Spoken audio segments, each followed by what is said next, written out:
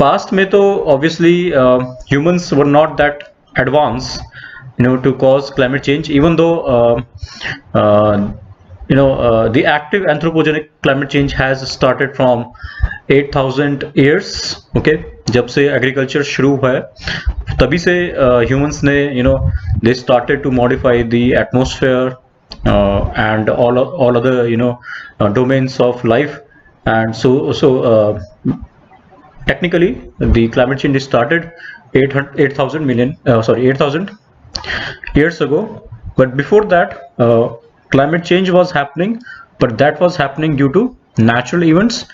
Even today climate change is also happening due to natural events, but anthropogenic activities are acting as a catalyst to that climate change. okay, तो पहले हम discuss करेंगे सारे जो important natural events हैं जिनके कारण climate change होता है. ओके तो तीन मेन चीजें हैं जिसके कारण सबसे पहले क्लाइमेट चेंज होता है हमारा. ठीक है, पहला है इनकमिंग सोलर रेडिएशन में फ्लक्चुएशन आना.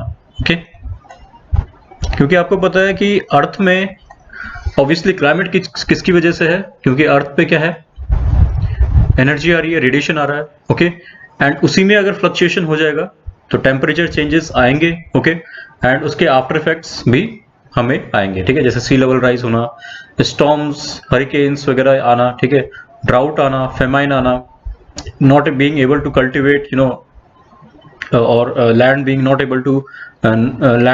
B able to farmable. तो इसकी वजह से जितने भी आफ्टर इफेक्ट्स आते हैं ये भी हम डिस्कस करेंगे. तो सोलर रेडिएशन में चेंजेस आना ये एक बहुत बड़ा कॉज है क्लाइमेट चेंज का. Second one is your changes in the composition of atmosphere. ठीक है, तो एटमॉस्फेयर में ऑब्वियसली जब गैसेस वगैरह क्या होंगी, उनके कंसंट्रेशन में या तो अप होगा या डाउन होगा concentration. For example green house gases, if their concentration is going up, it means the climate will be getting warmer. Changes in the earth surface. ठीक है, अर्थ सरफेस यानी कि फॉर एग्जांपल जियोटेक्टोनिक्स. ठीक है, जियोटेक्टोनिक्स क्या होता है, basically deformation of the earth's crust in a very large scale. Okay, तो like for example formation of Tibet और हिमालयस. ठीक है, ये बेसिकली क्या है, लार्ज स्केल डिफॉर्मेशन है अर्थ का. एंड उसके कारण भी क्या होता है, जब एक लेट्स से कि बहुत बड़ी माउंटेन रेंज बन रही है एक पर्टिकुलर लोकेशन पे, तो वहां का क्लाइमेट चेंज हो सकता है कि नहीं है. आपको पता है कि जो हिमालय वाला रीजन है उसके नॉर्थ पे अगर आप जाओगे तो it is very dry. Okay, because the Himalaya is acting as a barrier for all the moisture carrying winds. Okay, उसकी वजह से क्या होता है, हिमालय के नॉर्थ पे आपका रेनफॉल नहीं होती है. तो ये भी एक तरीका का क्लाइमेट चेंज है कि नहीं है. ठीक, तो changes in the earth surface, due to that your climate change will also happen. Okay, तो सबसे पहला है climate change due to super continental cycle. Okay, तो आपको पता है कि जैसे ये उसमें इसके अंदर आ गया. ओके, जो थर्ड वाला पार्ट था, changes in the earth surface.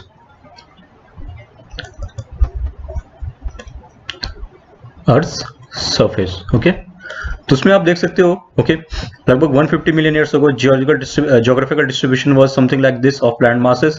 Okay, and today this is the configuration. Okay, and you can also see the plate tectonics is actively working even today. Okay, and the Africa is moving towards northeast, India is still moving towards north. Okay, while the Mediterranean is also moving toward northeast. Okay, and this North China part is moving towards south east, while the US part is moving toward west. तो इससे क्या होगा, आपके geographical locations में changes आएंगे, and due to that your climate change will also happen. Okay, like for example, एक example मैं आपको देता हूँ कि 150 मिलियन ईयर अगो आपका जो गोंडवाना था, जब वो ब्रेकअप नहीं हुआ था, तो most of the southern continents were shifting towards your south pole, right. And since most of the land mass was shifted towards your southern hemisphere, यहाँ पे क्या था, extensive ice sheets were there. Okay, extensive ice sheets were there.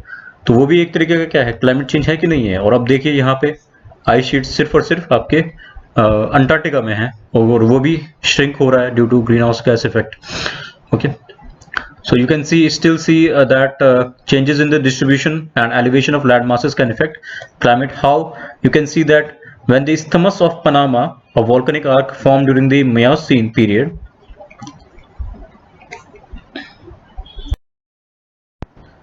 okay, almost around you could say 15 million years. Miocene बहुत बड़ा period है, तो मैं एक एवरेज लेके चल रहा हूँ। तो जब Isthmus of Panama फॉर्म हुआ तो उससे क्या हुआ, जो ओशन करंट थे,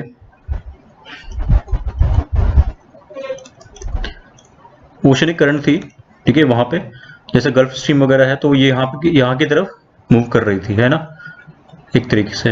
and now we can see that Isthmus of Panama has closed due to plate tectonics. तो जितने भी ये ओशन करंट थी यहाँ की तरफ, जैसे गल्फ स्ट्रीम थी, तो ये यहाँ से मूव कर गई ऊपर की तरफ, है ना। तो उससे भी चेंजेस आते हैं। गल्फ स्ट्रीम जैसे आपको पता है कि वार्म ओशन करंट है, ओके, वो अपने साथ मॉइस्चर लेके आती है, तो due to that the climate can change, है ना।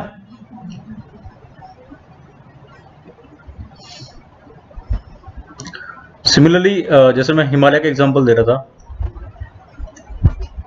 Right, ओरोजनी, okay, so here you can see 65 million years ago there was the India was somewhere here, right, यहाँ पे कुछ था इंडिया, okay, यहाँ पे sea था, Tithyan Ocean, now it collided with the Eurasian plate and now there is a huge mountain range here, okay, so the rise of the Himalayas and Tibetan plateau exposed more rock to the chemical weathering, ठीक है, काफी complex process होती है, but आपको समझ आ गया। जैसे chemical weathering से क्या होगा, आपका CO2 जो होता है वो इनकॉर्पोरेट हो जाएगा रॉक में, okay, because CO2 is acting as a weathering agent, okay, chemical weathering. तो उससे भी क्या होगा, वेदरिंग ज्यादा होगी तो क्या होगा, CO2 एटमॉस्फेयर से एब्जॉर्ब हो जाएगा, है ना, okay, so potentially affecting the concentration of greenhouse gases in the atmosphere, okay, तो एक ये रीजन भी है, उसका रीजन वो भी है जो मैंने आपको बताया कि वो ब्लॉक कर रहा है किसको, मॉइस्चर्स को यहाँ की तरफ जाने में, मंगोलिया की तरफ जाने में, है ना। तो this is all these are your natural types of climate change, okay, factors causing the climate change. Then again you can see that due to plate tectonics you can have volcanic arcs, और volcanic arcs में आपके जो ये volcanoes होते हैं ये आपके spread कर रहे हैं these gases, okay, spewing out these greenhouse gases such as CO2, H2O, right, sulfur dioxide, N2. Most important are your CO2 and H2O, okay. Again in rifting, जहाँ पे मिड ओशनिक रीजेस होती हैं, वहाँ पे भी आपका जो ये है ग्रीन हाउस गैसेस क्या हो रही है, these are being spewed out into the atmosphere, okay, okay, so CO2 into the atmosphere, for example let's say कि साइबेरियन ट्रैप्स था, तो साइबेरियन ट्रैप्स की वजह से क्या होता, massive amount of CO2 was incorporated into the atmosphere, causes the global warming, okay, तो ये एक नेचुरल कॉज भी है, okay. then there can be volcanic eruptions, ठीक है, तो एक वॉल्केनिक इरप्शन तो यही हो गया कि भाई प्लेट टेक्टोनिक्स के कारण जो वॉल्केनिक इरप्शन हो रहा है। Second, if volcanic eruptions has high amount of sulphur in it, okay, high amount of sulphur in it, like for example ये माउंट पिनातोबो है, ओके, ये इरप्शन हुआ था 1991 में, okay, so Mount Pinatubo is in your Philippines, है ना। ये तो इसका एग्जांपल दे रखा है, फॉर एग्जांपल जैसे माउंट पिनातोबो में क्या था, हाई अमाउंट ऑफ सल्फर था। अब ये सल्फर क्यों इंपॉर्टेंट है, बिकॉज जो सल्फर अगर if a volcano eruption has high amount of sulphur in it, what will happen, the sulphur will move on to the atmosphere, okay, and sulphur is highly reflective, okay, sulphur जो होता है बहुत ही highly reflective होता है। So what will happen, if there is a huge amount of eruption of sulphur, it will reflect back the sun's radiation, okay, sun की radiation को क्या कर देगा, ये रिफ्लेक्ट कर देगा, okay, and due to that what will happen, not enough sun's energy will reach into the earth surface, और उससे क्या होगा, कूल डाउन होगा, राइट, टेम्परेचर चेंज हो जाएगा। तो आप ये देख सकते हो in the X axis, when the Y axis you have your temperature change. तो माउंट पिनातोगो जब इरप्ट हुआ तो टेम्परेचर चेंज से यहाँ से लेके एकदम से ड्रॉप हो चुका है और एक साल में ये कहाँ पहुँच गया, 1992 में -0.3 डिग्री सेल्सियस के आसपास ये पहुँचा है। यानी कि टोटल जो चेंज आया है लगभग 0.6 डिग्री सेल्सियस का चेंज आया है ना। तो कहना क्या चाह रहा है कि अगर सल्फर होगा तो उससे भी ग्लोबल कूलिंग आ सकती है, बट वोल्केनिक इरप्शन जो होते हैं वो फ्रिक्वेंट नहीं होते हैं, है ना, खासकर जो सल्फर वाले हैं। ओके, तो लाइक दिस वन, जैसे कि यहाँ पे लिखा हुआ है, large volcanic eruptions rich in sulphur can affect climate as sulphur gases in the stratosphere transform into tiny reflective sulphuric acid particles. ठीक है, तो सल्फर जो होगा H2SO4 में तब्दील हो जाएगा एंड ये रिफ्लेक्टिव होता है, okay, in the stratosphere, okay, and it will prevent a portion of the sun's energy from reaching the earth's surface, okay, and this is Pinatubo in 1991। काफी बड़ा एक्सप्लोजन ये हुआ था, okay। then there are Milankovitch cycles। ठीक है, तो ये हम आगे भी बढ़ेंगे डीपली। तो Milankovitch cycles are basically these large scale cycles which are basically responsible for the changes in the sun's radiation reaching to the earth, okay। तो ये तीन बेसिकली साइकिल्स होती हैं which are basically concentrated into the changes in the shape of earth's orbit, that is eccentricity of the earth's orbit। ठीक है, अर्थ का orbit आपको पता है इलेप्टिकल होता है और कभी कभी ये थोड़ा सा इलेप्टिकल होकर हल्का सा सर्कुलर हो जाता है। तो उसकी वजह से क्या होता है, सन की रेडिएशन होती है उनमें चेंजेस आता है, okay, when it reaches the earth, okay. तो अभी हम आगे देखेंगे। Then second one is the precession of the earth's axis of rotation और वॉबलिंग। ठीक है, तो आपको पता है कि अर्थ का एक्सिस जो होता है वो आपस में लेट्स से कि ये आपका अर्थ का एक्सिस है, ये क्या करता है, ये भी वॉबल करता है, ओके। अभी हम डायग्राम से समझेंगे। And third one is changes in the tilt of the earth's axis, okay. तो टिल्ट वाला डायग्राम यही है,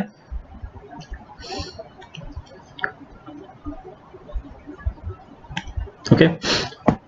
सो यू कैन सी दैट जो अर्थ का एक्सिस है इसका मैक्सिमम टिल्ट जो है 24.5 डिग्री है and today's tilt is 23.5 degree, minimum tilt is your 22 degree. यानी कि 22 डिग्री से लेके 24 डिग्री तक ये टिल्ट करता है अर्थ का एक्सिस, ओके। तो depending upon how it's tilted, उसमें जो सन की रेडिएशन है उसमें भी तो चेंजेस आएंगे, क्योंकि इतनी बड़ी अर्थ सेलेस्टियल बॉडी के लिए कुछ डिग्रीज का चेंज होना is very much prominent, okay. तो आज का टिल्ट क्या है, 23.5 डिग्री है। तो ये चेंजेस होते रहते हैं, अर्थ के जो ऑर्बिट्स हैं और अर्थ की एक्सिस है और अर्थ का जो एक्सिस का वॉबलिंग है उसमें भी चेंजेस होते हैं, ठीक है। तो ये वाला आपने देख लिया, changes in the tilt of the earth axis, और उसके कारण जो अर्थ पे रेडिएशन पड़ेगी उसमें चेंज आएगा and in turn it will effect the climate, okay. तो यहाँ पे आप देख सकते हो changes in the wobbling of the earth, okay, axis. तो अभी आप देखिए ये अर्थ का एक्सिस है, ठीक है, ये वॉबल करता है, ठीक है। ये भी क्या करता है, देखो अर्थ तो आपस में घूम रही है लेकिन ये अर्थ का एक्सिस जो है ना ये भी घूमता है, ठीक है। तो अभी प्रेजेंट डे में यहाँ पे है, प्रेजेंट डे में यहाँ पे है, ओके। एंड इन 11,000 ईयर्स इसकी साइकिल होती है, ठीक है। तो 11,000 ईयर्स में ये यहाँ पे पहुंच जाएगा, इस पोजीशन पे पहुंच जाएगा। तो उसके कारण क्या होगा, इक्वेटर देखो अभी प्रेजेंट ऐसी है ना, इक्वेटर है कि नहीं है, तो इक्वेटर कुछ ऐसी हो जाएगी कुछ टाइम बाद 11,000 ईयर्स। तो उससे क्या कारण क्या होगा, आपका क्लाइमेट चेंज भी आएगा, राइट।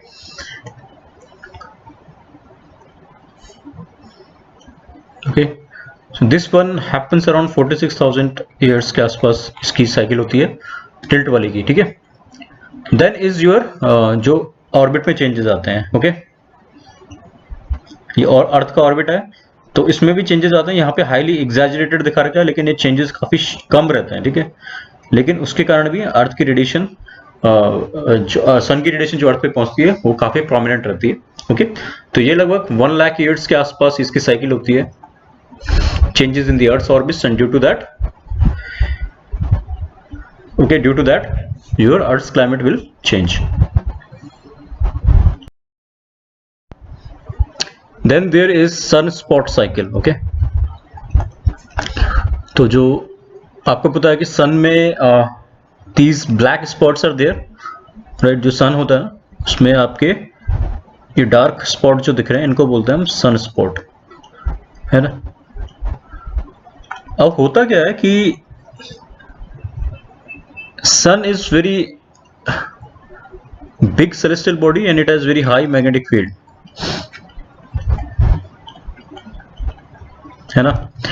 और जब ये मैग्नेटिक एक्टिविटी सन पे बहुत ज्यादा होती हैं तो सन स्पॉट हमारे सन पे आते हैं। ओके, तो sunspots are basically you can say magnetic storms, okay, that slow convection at sun surface producing a cooler area that appear as dark patch. ठीक है, तो ये बेसिकली क्या होता है, डार्क क्यों होता है, क्योंकि ये कूलर एरिया रहता है और वहां पे सन का कन्वेक्शन जो रहता है वो स्लो डाउन हो जाता है।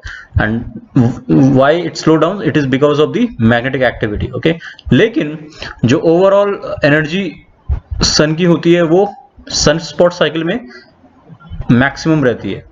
Okay, so whenever the sunspot are there, they will show that the sun's activity is very high, and due to that more solar radiation will reach onto the Earth's surface. Okay, so they reach maximum approximately every 11 years. Okay, so during periods of maximum sunspots, this sun emit in more energy, about 0.1% more than the during periods of sunspot minimum, and due to that our climate will also change. So these were some of the main natural factors which were causing the climate change. Okay, now we will talk about the climate change caused by human, or you could say anthropogenic activities. Okay, so जैसा कि मैं आपको बता रहा था, हम क्या कर रहे हैं आजकल एटमॉस्फेयर में एंथ्रोपोजेनिक फोर्सिंग कर रहे हैं। ओके, तो जो ये climate change which is caused by human और also known as anthropogenic forcing. Okay, anthropogenic का मतलब ही क्या होता है, man made, right. So we know that most important part is your injection of green house gases into the atmosphere. Okay, particulates and green house gases. And जैसे कि मैं आपको बता रहा था, बिगिनिंग अराउंड 8000 ईयर्स अगो, 8000 साल पहले से ही ह्यूमन ने क्या कर दिया था, क्लाइमेट चेंज में अपना इन्फ्लुएंस देना शुरू किया था। Okay, they begin to modify the environment significantly with the invention of agriculture. तो एग्रीकल्चर भी बहुत बड़ा एक फैक्टर है, कैसे है हम आगे देखेंगे इसको। ठीक है, एंड 200 साल लास्ट 200 साल में हमने क्या किया, इंडस्ट्रियल ग्रोथ भी की है, एंड उससे और ज्यादा हम एंथ्रोपोजेनिक फोर्सिंग कर रहे हैं। Okay, due to industrialisation. तो CO2 आपको पता है कि बढ़ रही है बहुत ज्यादा। Okay, so both industry and agriculture produce green house gases and in effect transfer carbon that has been stored in underground और biomass reservoir into the atmosphere reservoir. ठीक है, तो हम क्या कर रहे हैं, जो कार्बन पहले से, जैसे फॉसिल फ्यूल है, आपको पता है कार्बन एक रिजर्व है, ठीक है, कार्बन सिंक के तौर पे काम करता था। ठीक है, now we are burning it, है ना, उसे बर्न कर रहे हैं, तो CO2 आपका एटमॉस्फेयर में वापस जा रहा है। Okay, which is a very silly thing to do, लेकिन क्या करें। ठीक है, it's a part and parcel of your evolution, development, whatever. Okay okay, तो फॉसिल फ्यूल आपका बर्न हो रहा है। नाउ जैसे कि आपका कंस्ट्रक्शन में होता है, कंस्ट्रक्शन में आपको सीमेंट चाहिए होती है ना, राइट, और सीमेंट में आपका CaCO3 भी होता है, कैल्साइट, कैल्शियम कार्बोनेट। ठीक है, उसकी वजह से हम क्या करते हैं, लाइम बनाते हैं, जो कि सीमेंट में यूज होता है। अब जब हम लाइम बनाते हैं तो CO2 क्या होती है, रिलीज होती है। ठीक है, this is one of the main reasons. Okay, apart from burning fossil fuels, आपको पता है कि कंस्ट्रक्शन कितना बड़ा फैक्टर है। और cement obviously is one of the main reasons, ठीक है, जिसमें हम लाइम प्रोड्यूस करते हैं एंड CO2 रिलीज होती है। साथ ही साथ डिफॉरेस्टेशन, डिफॉरेस्टेशन में आपको पता है कि हम क्या कर रहे हैं, फॉरेस्ट जो एक बहुत बड़ा सिंक है कार्बन के लिए, कार्बन सिक्वेस्ट्रेशन के लिए, we are clearing out forest of forest. Okay, Amazon में आप देखिए जंगल के जंगल साफ कर दिए गए हैं, और उसकी वजह से हम क्या कर रहे हैं, एक तो जंगल साफ हो रहे हैं, ओके, यानी कि फॉरेस्ट कट रहे हैं, हमारा एक सिंक ऑलरेडी क्या है, चला गया। सिंक का मतलब क्या होता है, रिजर्वायर, जिसमें आपका CO2 ऑब्जॉर्ब हो रहा है, ठीक है। आपको पता है CO2 कहाँ ऑब्जॉर्ब होगा, फॉरेस्ट, ओशन, ओके। तो वहां पे क्या है, ग्रेजिंग लैंड्स बन चुके हैं, ओके, फार्मेबल फील्ड्स बन चुके हैं, okay okay, and CO2 obviously increase होगी उसकी वजह से। साथ ही साथ जो राइस पैडीज वगैरह होती हैं उसमें डिकेइंग ऑर्गेनिक मटेरियल होता है, ओके। एंड जो परमाफ्रॉस्ट है आपका साइबेरिया की तरफ, जहाँ पे परमानेंट फ्रॉस्ट रहती है, वो भी क्या हो रहा है, मेल्ट हो रहा है।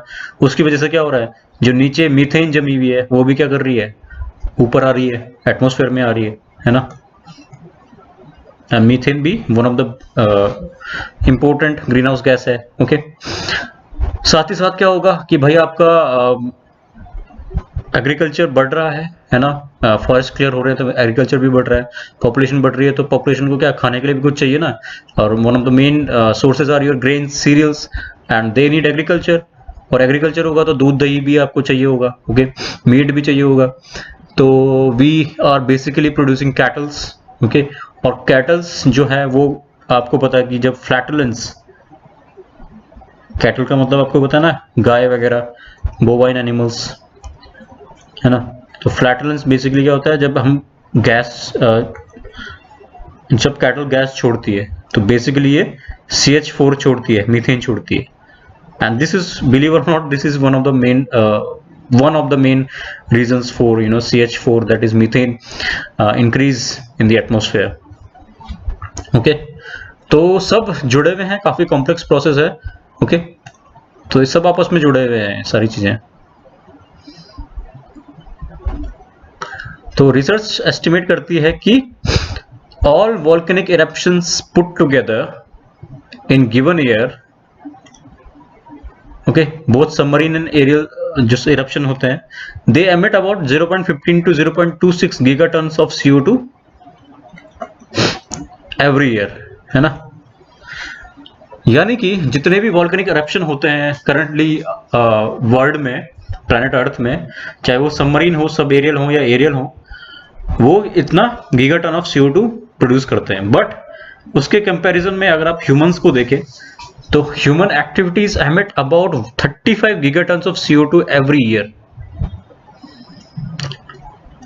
तो बहुत सारे लोग ये भी कहते हैं कि यार CO2 तो नेचुरल इवेंट्स की वजह से ज्यादा, आप देखिए कि भाई इतना वॉल्केनिक इवेंट हो रहा है, उसकी वजह से CO2 आगे एटमॉस्फेयर में रिलीज हो रही है।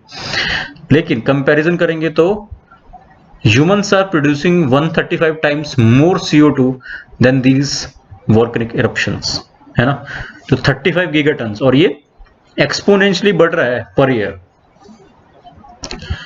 ओके। तो 3 दिन में ही ह्यूमंस इतना CO2 प्रोड्यूस कर देते हैं कि जितना 1 साल में वॉल्केनिक इरप्शन प्रोड्यूस होता है। तो ये बहुत इंपॉर्टेंट पॉइंट है, ओके, रियलाइज करने के लिए कि where the humanity is going. About 85% of the CO2 that we send into the atmosphere come from burning fossil fuels, ठीक है। तो ये पॉइंट आपको ध्यान में रखना है कि 35 gigatons में से 85% हम क्या कर रहे हैं, फॉसिल फ्यूल्स बर्न करके CO2 एटमॉस्फेयर में डाल रहे हैं, okay. while 15% is the consequence of deforestation, ठीक है, एग्रीकल्चर वगैरह।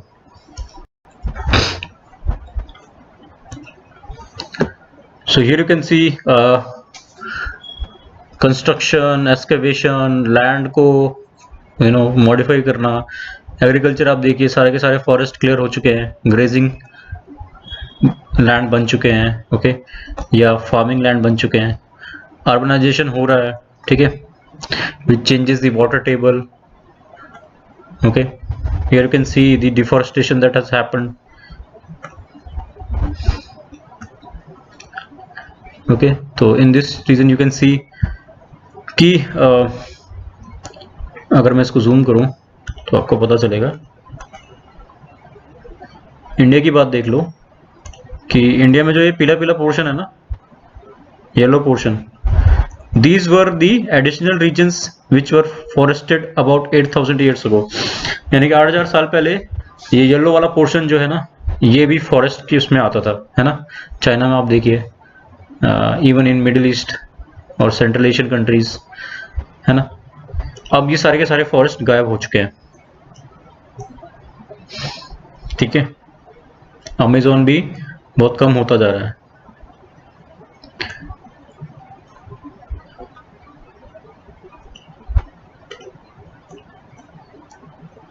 Right, even the largest rain forest that is Amazon, यहाँ पे पूरा का पूरा डिफोरेस्टेशन हो चुका है, जो रेड पोर्शन है, right, which is very alarming. Okay, Amazon rain forest में जो ये एक्टिविटी चलती है स्लैश एंड बर्न की एग्रीकल्चर के लिए, राइट, इसको भी काफ़ी ज़्यादा फैक्टर माना गया है। ओके, इन 1975 ये देखिए आप, पूरा का पूरा पोर्शन जो है काफ़ी ग्रीन है, and in 2014 you can see how much the landscape has changed. Okay, तो इसको कंफर्म करने के लिए जो ह्यूमन एक्टिविटी का रोल है उसको कंफर्म करने के लिए एक ऑर्गेनाइजेशन है जिस is known as IPCC, which is basically intergovernmental panel on climate change. Okay, ये एक 1300 इंडिपेंडेंट साइंटिफिक एक्सपर्ट हैं अपने फील्ड में। ओके, और ये हर साल रिपोर्ट प्रोड्यूस करते हैं। So in fifth assessment report, in 1300 independent scientist ने कहा है कि, एंड वो भी यूनाइटेड नेशंस में कहा है कि दैट 95% प्रोबेबिलिटी है कि ह्यूमन एक्टिविटीज ने लास्ट 50 साल में प्लैनेट को वार्म किया है। तो इससे बड़ी बात क्या हो सकती है कि 1300 साइंटिस्ट, वो भी top notch scientist from different countries, are saying in United Nations that there are 95% probability. ठीक है, देखो साइंस में कभी भी 100% प्रोबेबिलिटी नहीं होती है, तो 95% का मतलब ही क्या है कि मोस्ट लाइकली ह्यूमंस ने 50 साल में अर्थ को ग्लोबल वार्मिंग की तरफ धकेला है ना। और ये मैं बार बार कहता आता हूँ, ये जो डेटा है इसको याद रखिए कि 280 पार्ट्स पर मिलियन था before industrialisation, and now in today's world it is 417 parts per million। Okay, CO2 की बात हो रही है, ऑलराइट। ओके, तो लास्ट 151 ईयर्स में लगभग डबल हमने क्या कर दिया है, CO2 का कंसंट्रेशन कर दिया है अर्थ में।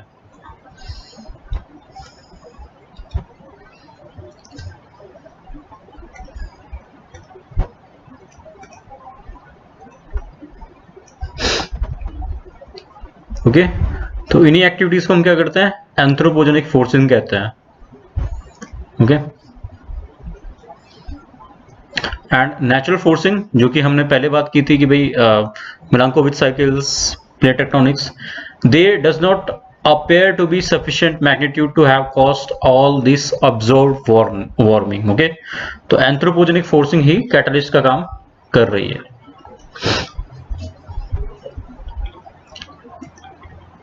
ओके, तो ये एक ग्राफ है, इसमें आप देखिए,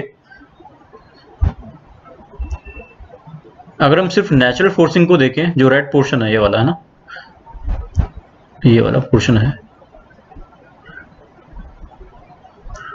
नेचुरल फोर्सिंग को देखें तो टेम्परेचर चेंज ज़्यादा नहीं होगा। ओके, ये 0 डिग्री सेल्सियस है, ये लगभग 5 डिग्री है, तो 2 डिग्री सेल्सियस के आसपास ही चेंजेस आएंगे ड्यू टू नेचुरल फोर्सिंग। लेकिन anthropogenic forcing plus natural forcing को अगर हम आपस में जोड़ दें तो आप देख सकते हो कि चेंजेस 2 डिग्री से 4 डिग्री के आसपास बढ़ेंगे, है ना। ये CO2 का कंसंट्रेशन है, in last 50 years।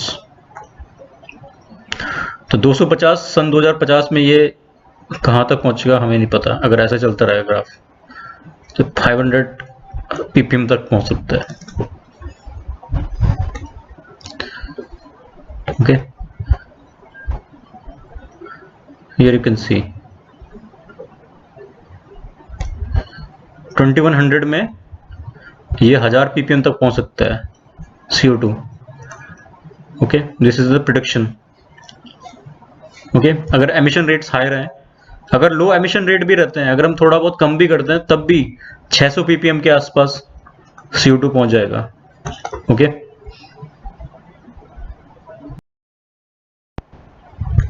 Okay, so here are the factors। okay, like petroleum is the blue one, coal, ये सारे फॉसिल फ्यूल के अंदर आ रहे हैं आपके, right. This one fossil fuels 85%।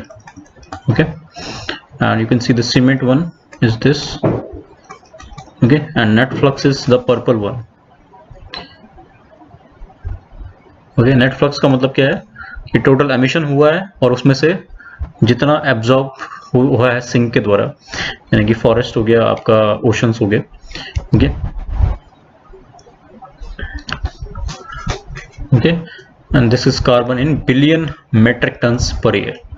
अब देखिए 2000 में आपका 8 billion metric tons per year है, 1950 में आपका 1.7 बिलियन पर ईयर है। Okay,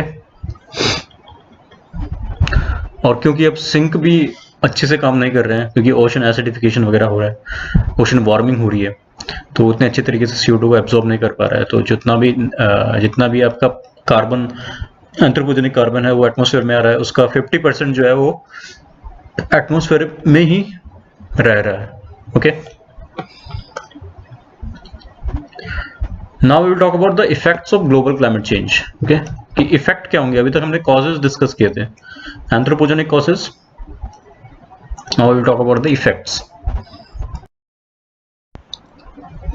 So obviously we know that the climate change basically is happening, and under that your global warming is happening। यानी कि क्लाइमेट चेंज में क्या चीज चेंज हो रहा है, आपका टेम्परेचर सबसे ज्यादा चेंज होगा, है ना।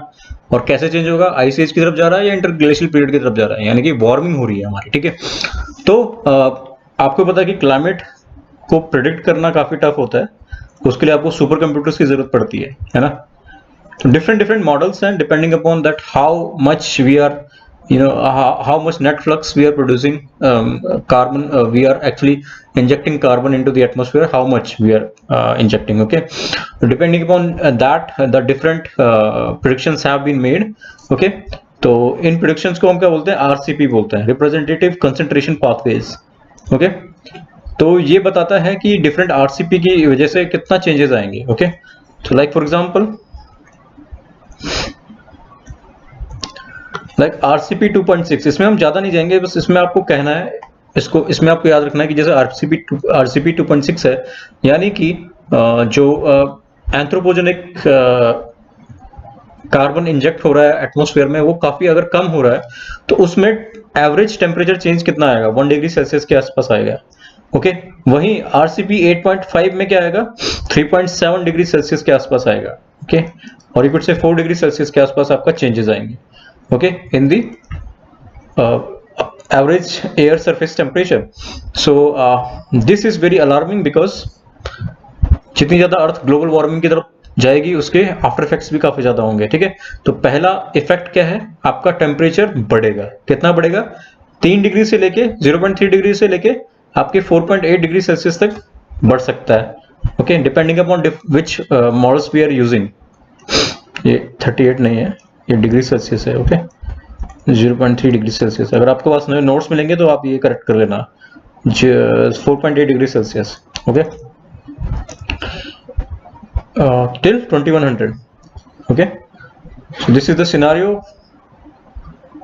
अगर सन 2100 की बात करें, आप देख सकते हो कि चेंजेस सबसे ज्यादा कहां पे आएंगे, आपके आर्कटिक वाले रीजन में सबसे ज्यादा चेंजेस आएंगे। लगभग 9 डिग्री सेल्सियस का आपके पास चेंज आएगा। ओके, तो काफ़ी हॉरिफाइंग पिक्चर आपको लग रही है, आपको खुद दिख रहा होगा कि टेम्परेचर चेंजेस कितने खतरनाक होने वाले हैं in upcoming years. Maybe we will all die, लेकिन जो हमारे ग्रैंड चिल्ड्रन वगैरह होंगे, I think they will be living in a hellish environment if we do not do anything right now. Okay, ये करंट चेंजेस हैं। Okay, तो इसमें और इसमें आप देखिए कितना अंतर है। ओके,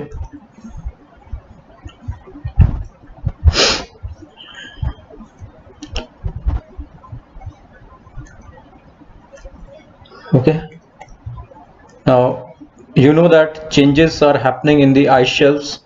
okay, जो ये आपके जनवरी में आप देखिए ये पूरा का पूरा जो आइस शेल्फ है ये आपका इंटैक्ट है, and in March 2002 this has melted away. Okay, तो आइस शेल्फ्स चेंज हो रहे हैं। आपका आर्कटिक ओशन में जो आइस है वो भी घट रही है। ठीक है, राइट। आपका ग्रीनलैंड में जो आइस शीट है वो भी घट रही है अलार्मिंग रेट पे। Okay, around 220 kilometre cube per year last 10 years में इसका आइस लॉस चेंज हुआ है। ओके, आप देख सकते हो रेडिश पोर्शन, तो आइस शीट बस इतनी रह चुकी है। ओके, ग्लेशियर्स रैपिडली चेंज हो रहे हैं। ये 1941 की बात है, म्योर ग्लेशियर अलास्का में, one of the example is there. Okay, तो जितने भी सारे glacier all over the world हैं उसका सभी का यही हाल है। ठीक है, 1941 में देखिए आप ये ग्लेशियर कितना अच्छा खासा इंटैक्ट है, and now in 2004 it has become into a glacier valley with a lake. Okay, glacier volume, ice volume has been decreasing about 400 kilometre cube per year. Okay, 1970 से लेके आप ग्राफ देखिए कितना ज्यादा चेंज हो रहा है। ओके, परमाफ्रॉस्ट जो है वो मेल्ट हो रही है। ठीक है, लेक्स बन रहे हैं, और परमाफ्रॉस्ट के नीचे जितने भी मीथेन है वो क्या है, बाहर आ रही है। ओके,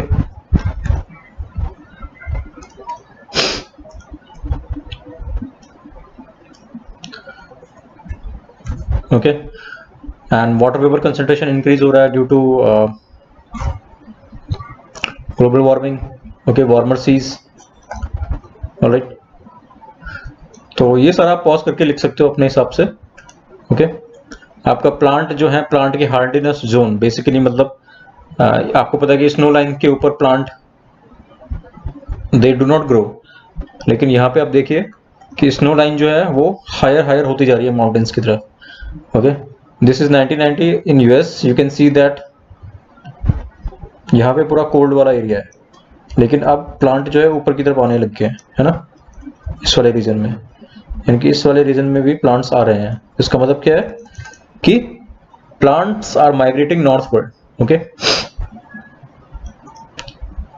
ओके, तो one of the main consequences is shift in climatic belts. Okay, this is very important. तो क्लाइमेट की बेल्ट्स जो है उनमें चेंजेस आएंगे, यानी कि वेजिटेशंस वगैरह हैं वो चेंज होंगी। Okay, like for example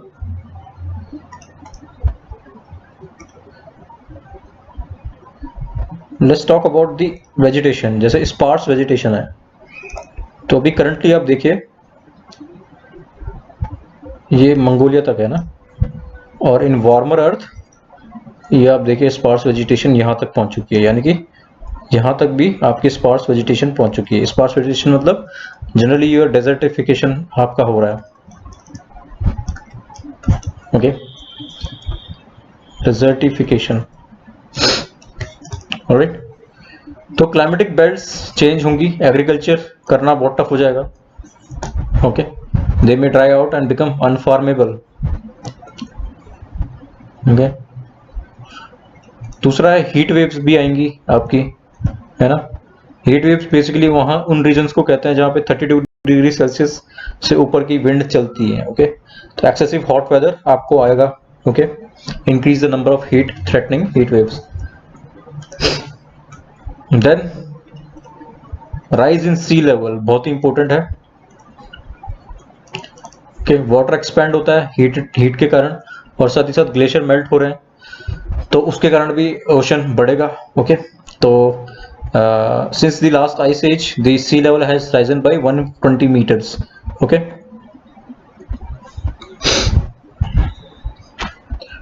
okay, and past century में जो चेंजेस आए हैं वो 12 सेंटीमीटर के आसपास आए हैं। ओके, तो सी लेवल राइज होगा तो उसके कारण क्या होगा, आपकी जो सिटीज हैं, coastal cities like for example San Francisco या आपकी मुंबई वगैरह हैं, ये क्या हो जाएंगी, सबमर्ज हो जाएंगी, है ना। New York, okay, after 7 metre rise, ये देखिए पूरा का पूरा जो सिटी है वो डूब गया है लगभग आधा, है ना। And summers will become more warmer, okay, and winters may become more colder, ये भी हो सकता है। ओके, फिर stronger storms आपके आ सकते हैं, remember this is all under effects, okay, stronger storms आ सकते हैं। ओके, तो क्योंकि ओशन एंड एटमॉस्फेरिक टेम्परेचर बढ़ेंगे तो आपके पास एनर्जी ज़्यादा जाएगी। ओके, इंक्रीज इवेपोरेशन होगा। Okay, and additional moisture might nourish stronger hurricanes, तो आपके हरिकेन्स या साइक्लोन्स या टाइफून्स जो भी कहें वो आपके काफ़ी ज़्यादा स्ट्रॉन्ग हो जाएंगे। ओके, वाइल्ड फायर्स आपकी आ जाएंगी। ओके, गर्मियों के दिन में ओके जंगलों में आगे लग सकती है। फिर इंटरप्शन ऑफ थर्मोहाइलाइन सर्कुलेशन, इसका मतलब क्या है कि जो ओशन करंट्स में थर्मोहाइलाइन सर्कुलेशन होता है, यानी कि temperature and salt you could से डेंसिटी का जो रोल होता है करंट्स को मूव करने में, उसमें चेंजेस आ सकते हैं। कैसे, if global warming melts enough polar ice the resulting fresh water will dilute the surface ocean water at high latitudes. ठीक है, तो ये डाइल्यूट हो जाएगा, इसमें क्या हो जाएगा, डेंसिटी चेंजेस आएंगे, and this would not sink. ठीक है, क्योंकि क्या होगा, ये डाइल्यूट हो जाएगा, इसमें क्या है, सॉल्ट, क्या होगा, सॉल्ट की मात्रा कम होगी, और अब कम सॉल्ट होगा तो डेंसिटी भी कम होगी, and it will not sink, and thus the circulation might shut off. Okay, तो मिटिगेशन क्या है इसका, मिटिगेशन हम क्या कर सकते हैं कि भाई एक तो आप क्या करिए, फॉसिल फ्यूल्स को बंद करिए, सबसे बड़ा बात। ठीक है, fossil fuels should be stop, encouragement should be given to renewable resources of energy. Okay, battery powered electrical vehicles. Okay, and we can use carbon capture and sequestration. Okay, पहला क्या है, हम CO2 को कंप्रेस कर दें, जितने भी factories और इंडस्ट्रियल्स पावर प्लांट से ये CO2 आती है। ओके, एंड इसको हम CO2 में तब्दील कर दें। ठीक है, फिर क्या करें, इसको हम इंजेक्ट करें इम्परमिएबल रॉक लेयर के अंदर। ओके, सॉरी, इसको हम इंजेक्ट करेंगे, लेट्स से कि आपकी परमेबल रॉक है, सैंडस्टोन है लेट्स से, और इसके ऊपर शेल की कैपिंग है। तो हम क्या करेंगे, CO2 को इंजेक्ट कर रहे हैं, लेट्स से कि ये इंजेक्शन है, लिक्विड CO2 को हम करेंगे इस परमिएबल सैंडस्टोन के अंदर। तो ये एक तरीके का you could say carbon reservoir बन चुका है। Okay, so ideally the CO2 seeps into the permeable layer and remain trapped underground. Okay, लेकिन ये जो एफर्ट है ये पॉलिटिकल, इकोनॉमिक, लाइफस्टाइल चेंजेस के कारण होगा, यानी कि जब हम कलेक्टिवली इस पे काम करेंगे, सिर्फ एक ही चीज करने से नहीं होगा। ठीक है, इसके लिए जो पॉलिटिकल लीडर्स हैं उनको मोटिवेट होना पड़ेगा, हमको खुद मोटिवेट होना पड़ेगा। ओके, 4-4 आप कारें रखते हो, उसकी जगह एक कार रखो, या जो रिच पीपल्स हैं they can move to electrical vehicles. Okay, all these things we can do, but it is a collective, you could say, effort. It should be a collective effort. Now we will talk about biogeochemical cycle. Okay, और इसमें हम सिर्फ carbon cycle को use करेंगे। देखो, biogeochemical cycle क्या होती है, basically it's basically the passage of a chemical. इसमें हम जैसे फॉर एग्जांपल बात करेंगे कार्बन की, ठीक है, वैसे नाइट्रोजन साइकिल भी होती है, हाइड्रोजन साइकिल भी होती है। ओके, तो biogeochemical cycle involve the passage of chemical among non-living and living reservoirs into the earth system. Okay, mostly on or near the surface. Okay, तो लिविंग और नॉन लिविंग रिजर्वायर बेसिकली क्या है, non living reservoirs में आपका क्या गया, atmosphere, crust, oceans, Okay, these are non-living reservoirs and living reservoirs are your plants, animals and microbes. तो इनके बीच जब ये पैसेज होता है केमिकल का, उसको हम बोलते हैं biogeochemical cycle. Okay, now some cycles may take only hours or days and some may take thousands or million of years. Okay, तो इसको हम क्या बोलते हैं, स्लो एंड फास्ट साइकिल्स. ठीक है, जैसे फास्ट साइकिल क्या हो गया आपका फोटोसिंथेसिस या रेस्पिरेशन, एंड स्लो साइकिल क्या हो गया आपका, like for example calcium carbonate बन रहा है, ठीक है, या मेटामॉर्फिज्म हो रहा है, तो वो आपकी स्लो साइकिल हो चुकी है. ओके, तो अब हम बात करेंगे किसकी, कार्बन साइकिल की. Okay, because it is the largest biogeochemical cycle in existence. और आपको पता है कि पूरी लाइफ फॉर्म जो है वो कार्बन के बेस, कार्बन के ऊपर है. ठीक है, चाहे वो आपका डीएनए हो, ठीक है, या आपकी लार्ज स्केल ऑर्गन्स हो. कुछ टर्मिनोलॉजीज आपको ध्यान में रखनी पड़ेंगी, जैसे सिंक है. ठीक है, तो इन बायोजियोकेमिकल साइकिल जो एलिमेंट रिसाइकिल होता है, ओके ओके, या अकुमुलेट होता है कहीं पे, उस जगह को हम कहते हैं सिंक, है ना, और या इसको हम रिजर्वायर भी कहते हैं. ओके, तो ये आपको ध्यान में रखना है. ठीक है, रिजर्वायर भी सेम हो गया, सिंक. ठीक है, जैसे कि हम बात कर रहे थे किसकी, कार्बन सिक्वेस्ट्रेशन की बात कर रहे थे ना, तो किसी परमेबल रॉक में अगर हम किसी को लिक्विड CO2 को इंजेक्ट कर दें तो एक तरीके का सिंक हो गया, या ओशन भी एक तरीके का सिंक है फॉर CO2, है ना. बाकी आपको ये एक्सचेंज पूल्स ध्यान रखने की जरूरत नहीं है. ओके, ये रेजिडेंस भी ध्यान रखने की जरूरत. Now will move on to carbon cycle. Okay, now the carbon cycle is the largest biogeochemical cycle, ये आपको ध्यान में रखना है. Okay, and you know that why it is largest, because it is its ability to form, carbon's ability to form long chains to which other atoms can attach. ठीक है, आपको पता है कार्बन क्या बनाता है, लॉन्ग चेन बनाता है ना, अपनी लॉन्ग चेन बनाता है. तो उसके कारण क्या है, ऑर्गेनिक लाइफ सपोर्ट होती है. ओके, और जो मोस्ट ऑफ द कार्बन है वो अर्थ में, वो कहां से आया है, मेंटल से आया है. ठीक है, in the form of CO2 gas release by the volcanoes. तो शुरुआती में जो CO2 आई है वो वोल्केनोस के कारण ही आई है.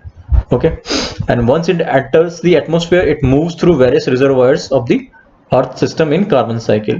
तो कौन कौन से रिजर्वायर है, जैसे ओशन हो गया, लैंड हो गया, okay, and your organic life होगी. Okay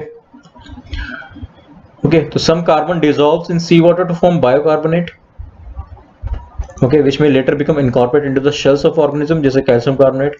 Okay, some react with the rock during the chemical weathering and becomes incorporated into the minerals. Okay, जैसे calcium carbonate. Some gets absorbed by the photosynthetic organisms, okay, जैसे microbes and plants, which convert it into the sugar, है ना, photosynthesis के जरिए, okay, energy बनाते हैं. And after क्या होता है, वो कार्बन जो है फूड चेन में एंटर हो जाता है. ओके, एंड अल्टीमेटली ये एनिमल्स के फ्लैश के अंदर आ जाता है. Okay, and about 63 billion tons of carbon move from atmosphere into life forms every year. Okay, 63 billions of tons of carbon.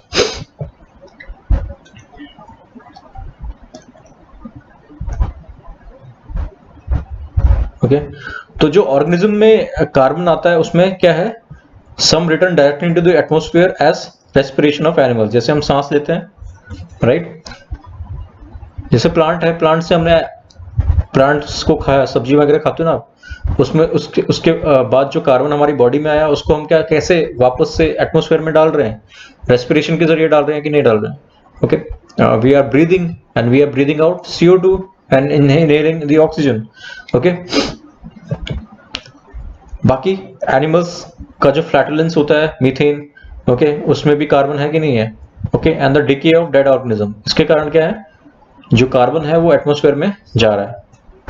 Some carbon can be stored for long period of in the fossil fuels. ठीक है, तो जो animal मर चुके हैं, exactly buried हो चुके हैं, उसके कारण जो फॉसिल फ्यूल में तब्दील हो चुके हैं, वो भी एक तरीके का कार्बन है. Okay, long cycle of carbon. Okay, जैसे लाइमस्टोन में है या हाइड्रेट्स में है.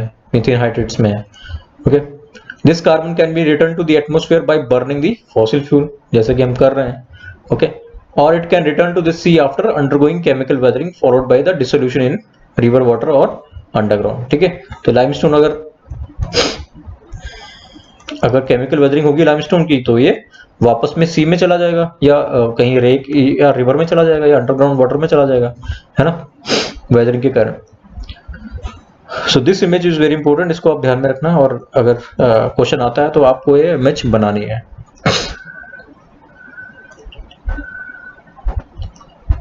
Okay, this is the carbon cycle. इसमें आप देख रहे हैं red arrow is marking the release and green arrow is the absorption. Okay, तो वेदरिंग में आपको पता है CO2 एब्जॉर्ब होती है।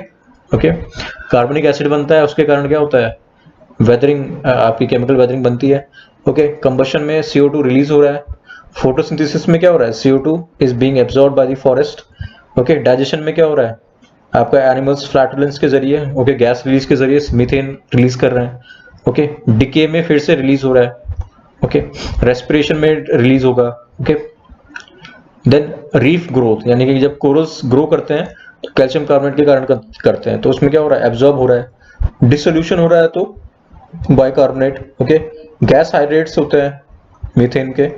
ओके, वो बर्न होंगे तो CH4 रिलीज होगा।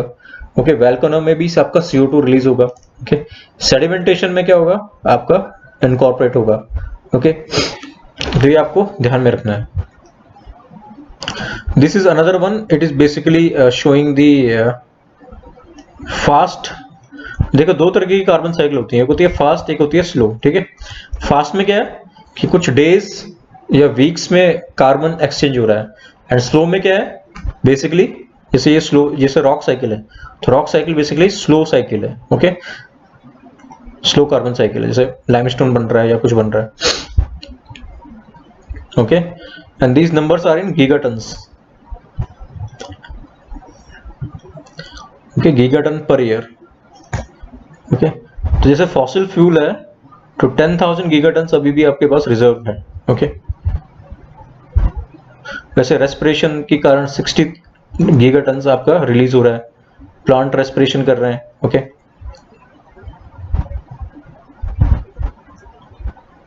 Alright,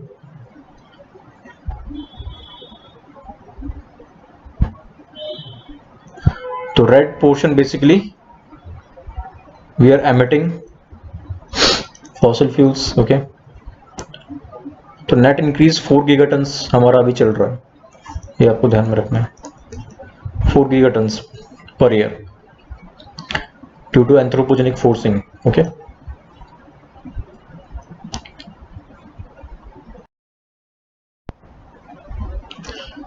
okay, so this is the brief about your carbon cycle. Okay,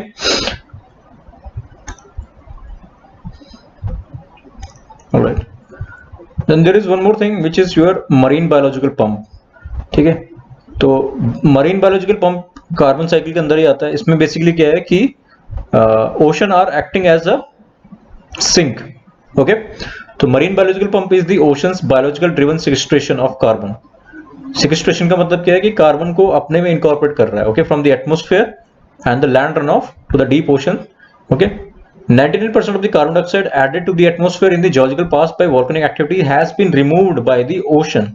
Okay, and deposited as marine sediments as biogenous calcium carbonate. Okay, thus ocean are acting as a sink for carbon dioxide. लेकिन ये sink तब तक रहेगा जब temperatures कम रहेंगे। Okay, अगर temperature बढ़ेंगे तो ओशन की जो एबिलिटी होती है इनकॉर्पोरेट करने की CO2 की, वो कम हो जाएगी। Alright, so the pump transfers about 11 billion tons of carbon every year into the ocean's interior।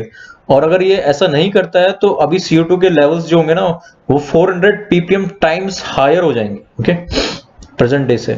तो ये प्रेजेंट डे में अभी 382 ppm के आसपास है, तो 700 ppm के आसपास हो जाते अगर ओशन की एबिलिटी नहीं होती बायोलॉजिकल पंप की। Alright,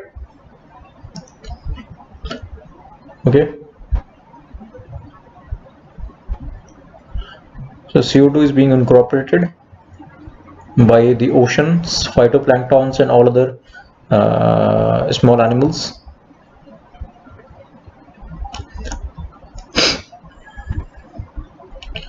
Okay, then there is blue carbon. ये important नहीं है, अब इसको आप पढ़ सकते हो विकिपीडिया पे if you want to. Okay, this is basically the carbon captured by world's ocean and coastal ecosystem. All right, so this is all about today's lecture, guys. Hopefully you have liked it, and if you have any doubts you can message me personally. I would love to solve your doubts. Till then, stay safe and मिलते हैं next video में. Thank you.